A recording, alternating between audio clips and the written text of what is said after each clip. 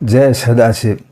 आज की छोटी सी कहानी से हमें ये ज्ञान होता है कि भगवान की भक्ति करने पर भी यदि हमारा भाग्य खराब चल रहा है तब हमें क्या करना चाहिए। यदि हमारे साथ ऐसा हो रहा है तो हमें ये कहानी ज़रूर सुननी चाहिए और दूसरों को भी शेयर करनी चाहिए ताकि कोई ईश्वर भक्त निराश ना रहे, अचानक उसका भाग्य सुधर जाए। तो आइए सुनते हैं कहानी। एक चिड़िया जंगल में एक पेड़ पर रहती थी। जंगल बिल्कुल सूखा था, यहाँ तक कि उस पेड़ पर भी पत्ते ना थे। बस सूखे जंगल में ही शिव शिव नाम जपती रहती थी। कभी कभी तो भूखी प्यासी भी रहना पड़ता था। एक दिन नारद जी आकाश मार्ग से जा रहे थे। अचानक उन्हें शिव शिव की आवाज़ सुनाई पड़ गई। नारद जी ये जानने के लिए यहाँ सूखे जंगल में कौन शिव नाम का जप कर रहा है, नीचे आए। देखा एक चिड़िया शिव भक्ति में डूबी शिव शिव गा रही है। नारद जी ने चिड़िया से पूछा, अरे तुम सूखे जंगल में क्यों रहती हो, कहीं और हरे भरे जंगल में जाओ। चिड़िया ने कहा, मेरा घर यहीं है, यहीं मैंने जन्म लिया है, यहीं रहकर शिव को याद करती रहती हूँ। महादेव की कृपा से खाने पीने भर को मिल जाता है। आज मेरा भाग्य में ये सूखा जंगल है, लेकिन मुझे विश्वास है मेरे भोलेनाथ मेरे भाग्य को ज़रूर बदल देंगे और ये जंगल एक दिन हरा भरा ज़रूर हो जाएगा।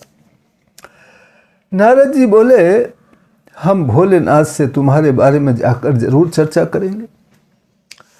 अब नारद जी भगवान शंकर जी के पास गए और चिड़िया के बारे में सब कुछ बताया। भोलेनाथ थोड़ी देर तक शांत रहे, फिर बोले, मैं क्या कर सकता हूँ नारद।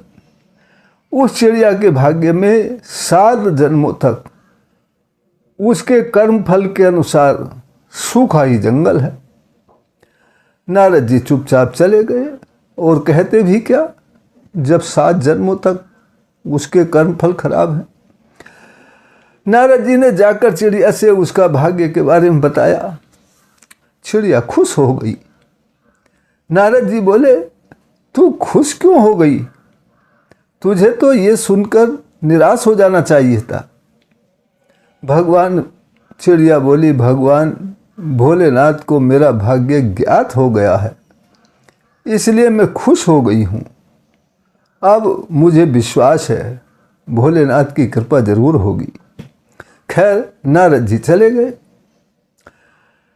ये सोचते हुए कि भगवान भोलेनाथ क्या कर सकते हैं। अब जब 7 जन्मों तक के कर्म खराब हैं, तब 7 जन्मों तक उसका भाग्य खराब है तो क्या कर सकते हैं। नारद जी चले गए। चिड़िया ने अब भगवान भोलेनाथ की भक्ति और प्रेम और विश्वास के साथ और तेज कर दी। बस अब रात दिन हर समय शिव का ही नाम लेना शुरू कर दिया। कुछ समय बाद नारद जी फिर वहीं से जा रहे थे। देखते हैं जंगल तो हरा भरा फलों फूलों से लद गया है और चिड़िया मधुर आवाज में शिव शिव गा रही है, खुशी से नाच रही है। नारद जी शिव जी के पास जाकर कहने लगे, आपने मुझसे झूठ क्यों बताया था, झूठ क्यों कहा था कि मैं कुछ नहीं कर सकता।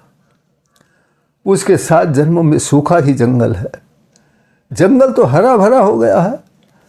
भोलेनाथ बोले, अपने भाग्य के बारे में जानकर भी चिड़िया निराश नहीं हुई। उसने मेरी भक्ति नहीं छोड़ी, ना ही मुझे कोई दोष दिया, बल्कि उसकी भक्ति तो और बढ़ गई। उसकी भक्ति का फल इतना अधिक हो गया कि 7 जन्मों का जो भाग्य फल था, कर्मों का फल था, वो कम रह गया। इसलिए मैंने 7 जन्मों को काट दिया और उसकी भक्ति का फल उसको दे दिया। अब आप समझ गए होंगे भाग्य को ठीक करने के लिए क्या करना चाहिए। कहानी पसंद आई हो तो लाइक शेयर कर देनी चाहिए।